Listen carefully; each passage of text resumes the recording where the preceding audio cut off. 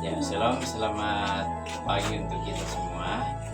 Saya sebagai guru di mata pelajaran sejarah Gemejang. Hari ini saya akan melaksanakan pembelajaran di kelas 8 tentang gerakan Oikumene di Asia. Melalui pembelajaran ini kiranya bisa jadi kita memahami tentang apa itu Oikumene, bagaimana perkembangan Oikumene di Asia. Dari pembelajaran yang saya akan terapkan adalah diskusi dan penjelasan tentang materi. Berdiri, siap. Ucapkan selamat sore kepada kami. Selamat sore, Pak. Selamat sore semuanya.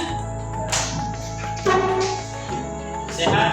Sehat. Saya absen dulu satu-satu. Adrian Somba, Hadir, Pak. Andre Pabilang, Hadir Pak. Sudah habis. Sudah, Pak. Ya. Eni, Angel Tayampang, Hadir, Pak. Isen Siudi, Hadir Pak. Isen, Hadir, Pak. Ica Somba, Hadir, Pak. Kesia, Marcel, Hadir, Pak. Miranda Robiaklo, Hadir, Pak. Miranda Bella, Muhammad Riyadi Poindu, Hadir Pak. Nabel Silampati, Hadir. Baldas Arunggua, Gator Silampati, Lena Pati, Rizka, Jackson, Hadir. Yandri Taliampang, Hadir, Pak. Yosef Palemba, Hadir, Pak. Yosran Palemba, Hadir, Pak. Yuel. Tidak. Selamat pagi anak-anak. Bagaimana kabarnya?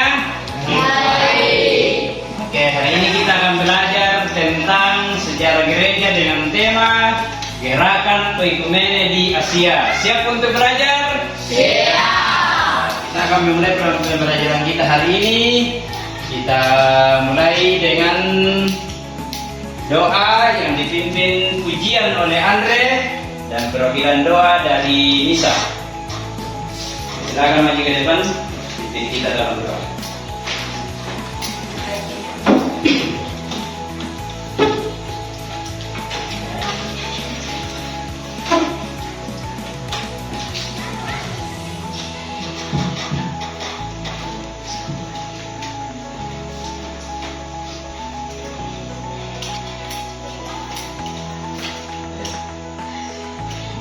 Mulai Andre.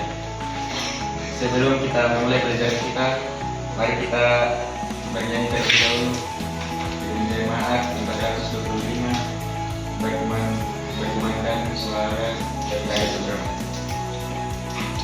1, 2, 3. Berkumandang suara dari seberang, kirimlah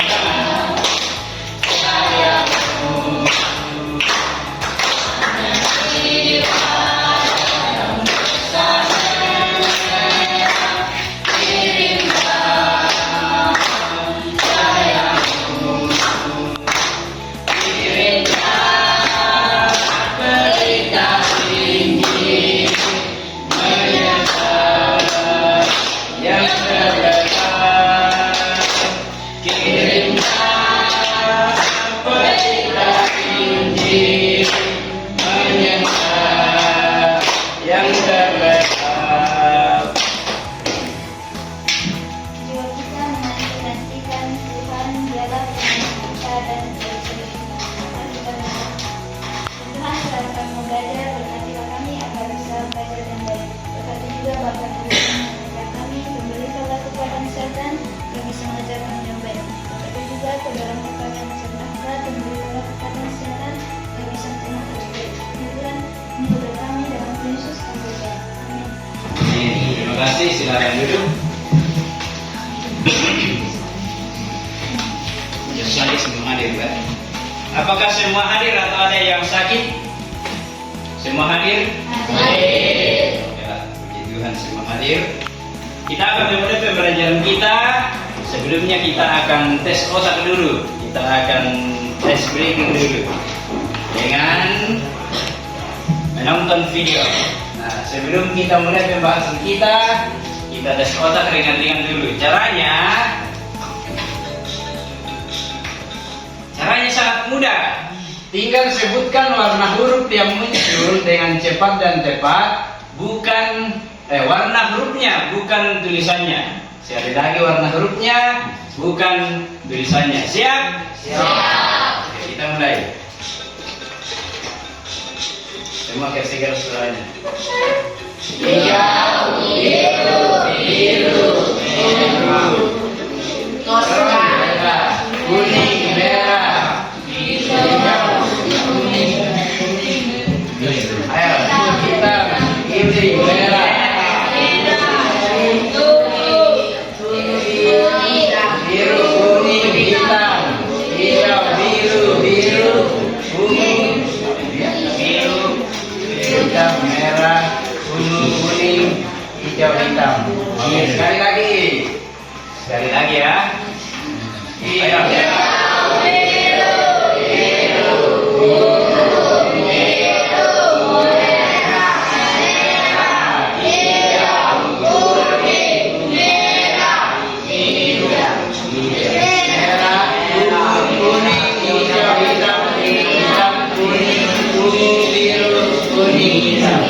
Hijau, biru, biru, merah, biru, merah, hitam.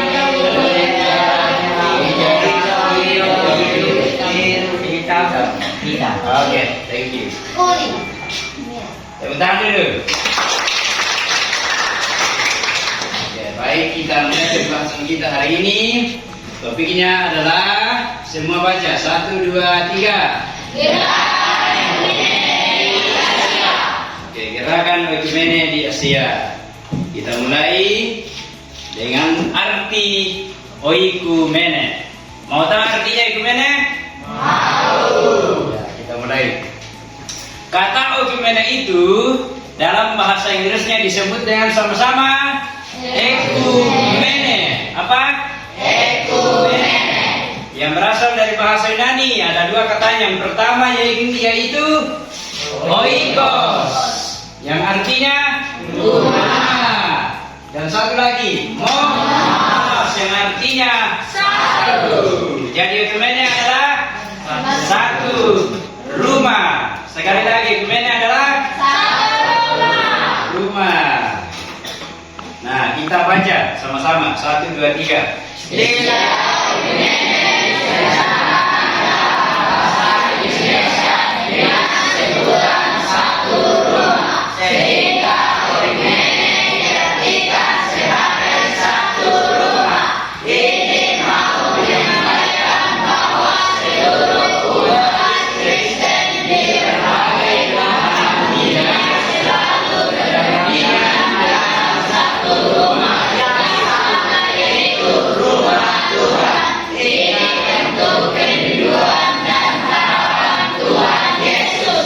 Punya tetangga di rumah? Punya.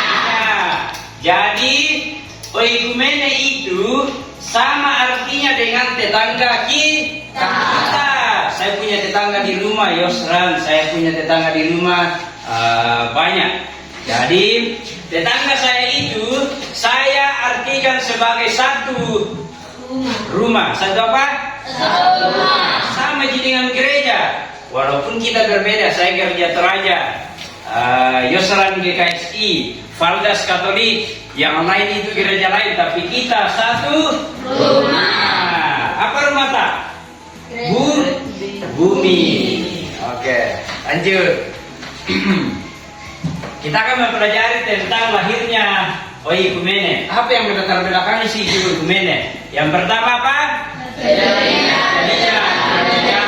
Gereja. Pada saat itu ada banyak sekali gereja, banyak sekali.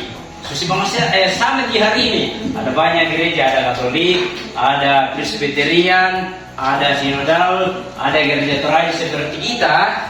Tetapi itu yang kemudian memecah belah ekumene. Makanya harus ada ini gereja-gereja dipersatukan kembali, harus dipersatukan. Makanya muncul inisiatif lahirlah ekumene. Apa yang melatar belakang yang kedua? Pemahaman dan perbedaan doktrin. Tahu itu doktrin apa? Tidak. Doktrin itu adalah ajaran. Apa? Ajaran. Jadi dulu gereja yang sini, gereja yang di sini, gereja yang di sini berbeda-beda doktrinnya. Berbeda-beda apa? Doktrin. Apa tadi doktrin? Ajaran. Berbeda ajarannya. Akhirnya terpecah belah. Kamu berbeda ajaranmu, tidak boleh bergabung dengan kami. Kamu berbeda ajaranmu, tidak boleh bergabung dengan kami. Maka lahirlah namanya ekumene. Walaupun kita berbeda ajaran, tapi kita satu rumah. Itu. Yang ketiga apa? Munculnya aliran-aliran yang berbeda dan kelompok yang berbeda. Pada saat hari Pentakosta ketika semua murid tersebar di seluruh dunia, ada banyak sekali gereja yang lahir seperti kita. Ada gereja derajat, ada GKSI, ada Katolik, banyak sekali. Ada Presbyterian, pokoknya banyak sekali, Betel, Kibai, Pentakosta dan seterusnya. Itulah yang kemudian membuat gereja terpecah. Itu makanya harus ada ekumene ini supaya yang terpecah itu bisa menjadi satu kembali. Bukan maksudnya kita mau menyatukan yang berbeda, tapi kita satu di dalam Tuhan. Yang keempat apa? Apa faktor yang keempat? Kelompok yang berbeda. Kelompok yang berbeda. Jadi itu yang 4 faktor yang mempengaruhi latar belakang lahirnya ekumene. Kita lanjut. Kita baca sama-sama. Yang pertama, tujuan dari visi ekumene yang pertama adalah Untuk mencari keutuhan. Keutuhan artinya kita mau supaya gereja-gereja ini menjadi satu kembali. Sekali lagi, tujuan atau visinya ekumene adalah supaya gereja ini menjadi utuh kembali, menjadi satu kembali. Yang kedua, Mengumpulkan dan tadi umat Allah. jadi umat Allah itu ketika tersebar ke seluruh dunia sudah tidak mau lagi mengenal namanya persaudaraan, sudah tidak mau lagi mengenal namanya keakraban. Makanya tujuan dari ekumene adalah supaya kita mengumpulkan kembali umat di dalam gereja itu. Yang ketiga apa? Menjaga integritas gereja. Menjaga integritas gereja. Kalau misalnya kita berpecah belah, kalau misalnya kita saling benci, kalau kita saling memarahi atau saling menjauhi, maka orang akan memandang kita, orang akan memandang gereja itu sebagai jalan yang sesat. Karena apa? Gereja lain hanya untuk memecah belah, gereja lain hanya untuk membuat onar. Makanya untuk menghindari itu, visinya ekumene adalah supaya menjaga integritasnya gereja. Yang keempat, menghindari perselisihan dan perbedaan. Yang kelima, Untuk menyelenggarakan kehidupan sejahtera bagi umat manusia. untuk menyelenggarakan kehidupan sejahtera bagi umat manusia. Apakah kalian mau hidup sejahtera? Kita lanjut. Nah, visinya ekumene itu akan dijalankan dalam 3 tugas panggilan gereja. Apa? 3 tugas panggilan gereja. Apa yang pertama? Persekutuan koinonia. Apa lagi yang kedua? Yang ketiga, itu harus terwujud ekumene di dalam 3 tugas panggilan gereja itu harus terwujud di dalam situ. Lanjut. Teman-teman semua, kita sudah belajar tentang memahami tentang ekumene. Kita sudah tahu visi-visinya, kita sudah tahu latar belakangnya. Sekarang kita akan berdiskusi membahas tentang apa dasar Alkitabnya. Kenapa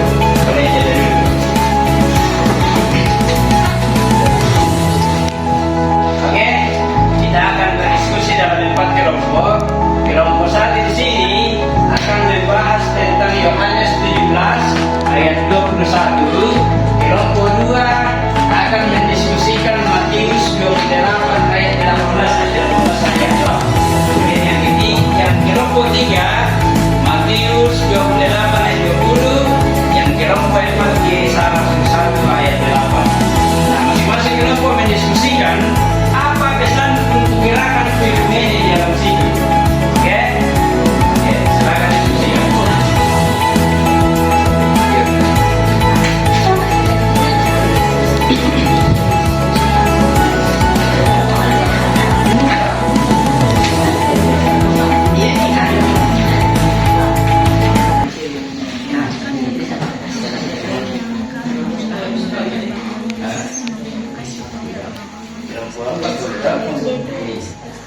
Iya, kira aku kira menjawab hasil diskusi. Benar-benar tidak.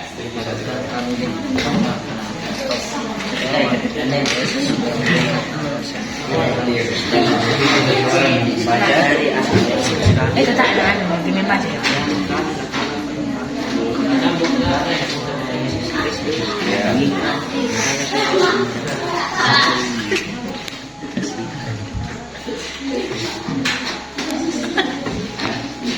Nanti nanti satu orang lain belajar. Kelompok kami dari kelompok 1 dulu.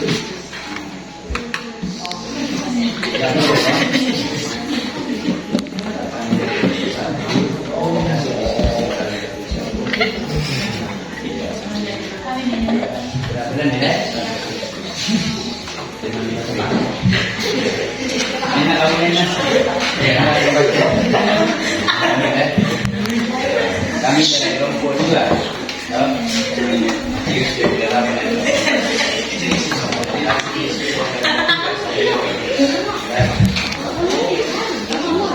Piano, pakai kaca begini bawah.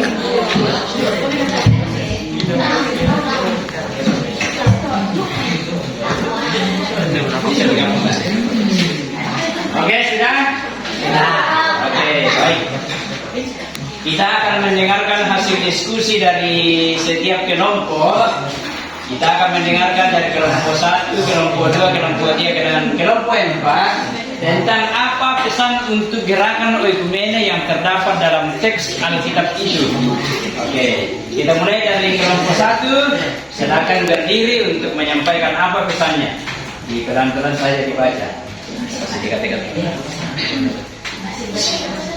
Kami dari kelompok 1, dari hasil diskusi yang kami lakukan, kami menemukan bahwa makna bahwa Yesus merindukan supaya orang-orang Kristen sebagai tubuh Kristus dapat bersatu dan menjadi saksi Kristus. Oke, berikan tepuk tangan untuk kelompok.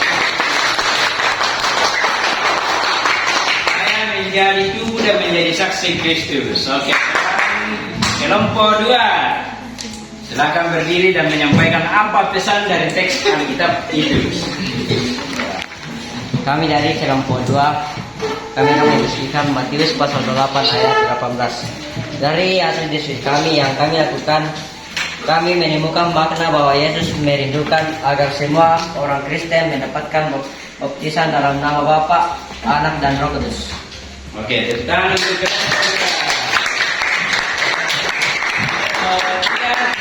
Berdiri. Kami nomor 3.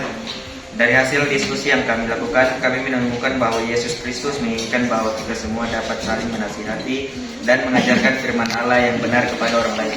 Oke, dan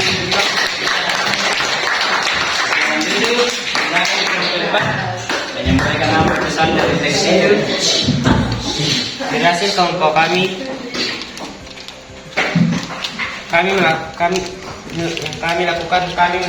menemukan bahwa Yesus sangat merindukan agar kita bisa menjadi saksinya bagi semua bangsa di bumi ini. Oke, dan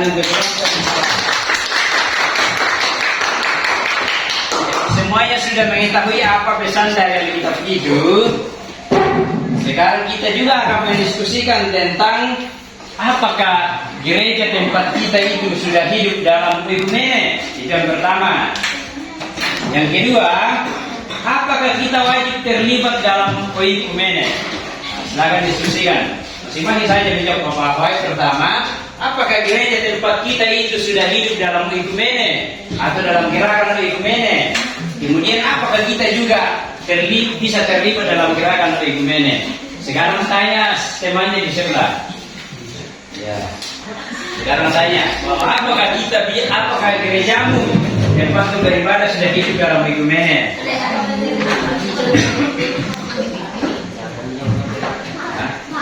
Tanya saja. Ya. Oh iya.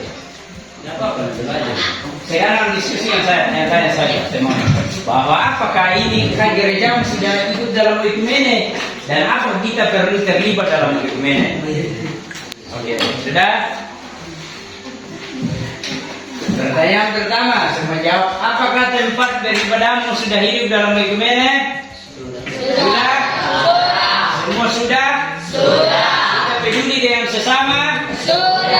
Sudah saling membantu di lingkungan gereja? Sudah saling menghargai? Saling menghormati? Yang kedua, apakah kita mau atau wajib terlibat dalam ekumene? Apakah kita wajib atau terlibat dalam ekumene? Wajib atau tidak? Wajib. Mau terlibat dalam ekumene? Mau? Oke, puji Tuhan kalau begitu. Sekarang kita baca sama-sama. 1, 2, 3. Kita adalah generasi penerus gereja, penting sekali untuk aktif dalam gerakan ekumene demi mewujudkan kebersamaan antar gereja, menghindari konflik antara sesama gereja, dan mewujudkan kesejahteraan dalam iman kita kepada Kristus. Oke, saya sampaikan pesan penting hari ini. Saya sampaikan pesan penting. Dengarkan baik-baik. Kita adalah penerus gereja. Sekali lagi, kita adalah penerus gereja. Sama-sama. Kita adalah penerus gereja. Jadi kalau misalnya kita saling berkelahi mulai dari saat ini, kita saling mencaci maki, kita saling menghina, maka masa depan gereja akan hancur. Maka persiapkan diri kita sekarang. Kita adalah penerus gereja. Kita yang akan membawa gereja lebih baik ke depan. Kalau sekarang kita sudah terpecah belah, maka gereja akan hancur. Lanjut, kita baca lagi sama-sama yang berikutnya. 1, 2, 3.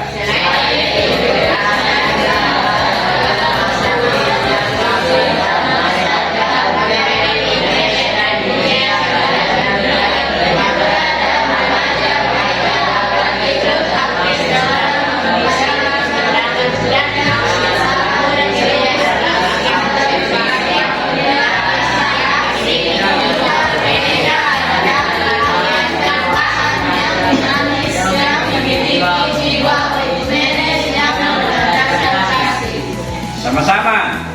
Kita adalah penentu masa depan gereja. 1, 2, 3. Kita adalah penentu masa depan gereja. Samping kepalkan tangan. 1, 2, 3. Kita adalah penentu masa depan gereja. Sekarang apa yang harus kita lakukan mulai dari sekarang? Yang pertama, catat penting baik-baik.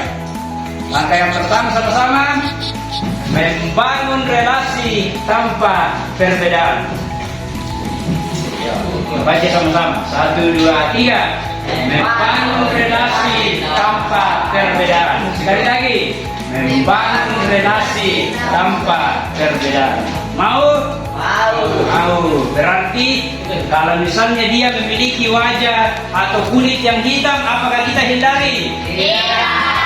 Harus membangun relasi dengan dirinya. Itu yang penting. Yang pertama. Yang kedua, sama. 1, 2, 3. Saling menghargai dan saling membantu antar sesama. Yang kedua, saling menghargai dan saling membantu antar sesama. Kalau teman kita sakit, mari kita bantu. Kalau orang membutuhkan pertolongan kita, mari kita tolong. Kalau misalnya gereja sedang membutuhkan kehadiran kita, mari kita hadir. Yang ketiga, sama-sama lagi. 1, 2, 3. Ikutlah. Oke. Yang kelima, sama-sama. 1, 2, 3.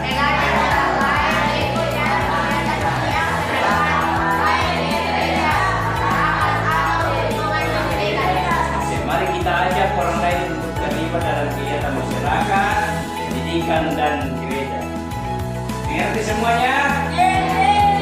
Kita tiba pada pembahasan kita yang terakhir, yaitu diskusi.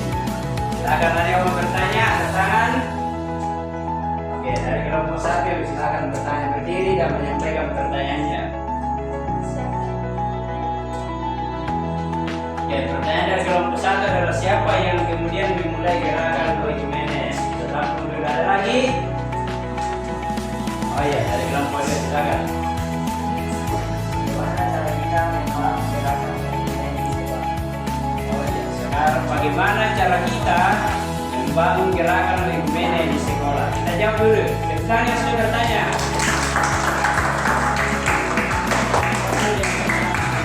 Yang pertama dari kelompok 1, siapa yang memulai gerakan Oikumenes? Yang memulai gerakan Oikumenes adalah gereja-gereja yang berkecimpung pada saat konferensi misionaris di Edinburgh. Masih ingat? Masih ingat berapa? 1910. 1910. Di mana? Di Edinburgh. Di situ gereja berkecimpung membentuk satu organisasi misionaris. Mereka sepakat bahwa kita harus membangun gerakan Oikumenes di dunia ini. Akhirnya, kenapa mereka membentuknya? Karena mereka melihat bahwa ternyata gereja-gereja ini sudah terpecah belah. Gereja-gereja ini saling terpecah, saling membenci, saling menghina dan seterusnya. Sehingga perlu harus dibangun kembali, harus disatukan kembali. Dari berbagai alirannya sudah berbeda, gereja-gerejanya sudah berbeda, harus dibangun dalam bentuk gerakan Oikumenes. Bisa mengerti kelompok 1? Pertanyaan kelompok 2, bagaimana cara kita membangun Oikumenes di sekolah? Yang pertama, kalau misalnya ada teman kita yang cacat, misalnya lumpuh, apakah kita akan meninggalkannya? Tidak. Apakah kita akan membulinya? Tidak. Apakah kita akan membencinya? Tidak. Tidak. Berarti kita sementara membangun gerakan Oikumenes. Kalau di sekolah guru-guru bekerja bakti dan teman-teman kita bekerja bakti, maka kita juga harus ikut. Kalau ada teman kita yang sakit, kita harus memberi pertolongan dengan cara membawa dia ke puskesmas atau ke UKS sekolah kalau ada. Jadi kan sebenarnya Oikumenes di sekolah kita mulai dari hal-hal kecil. Jangan pernah membenci teman kita di ruang kelas, jangan pernah membenci teman kita di lingkungan sekolah. Walaupun dia cacat, walaupun dia disabilitas, walaupun dia mau kulit hitam, mau kulit putih, sama semua. Kita semua satu rumah. Amin. Amin. Oke, demikianlah pembelajaran kita hari ini. Terima kasih teman-teman semua untuk kehadirannya kita. Minggu depan kita akan melanjutkan tentang bagaimana pembentukan Dewan Gereja Dunia. Dewan Gereja Dunia. Oke. Kita menutup dalam doa. Saya minta salah satu dari perempuan untuk memimpin kita dalam doa. Silakan seorang berdoa. Injil.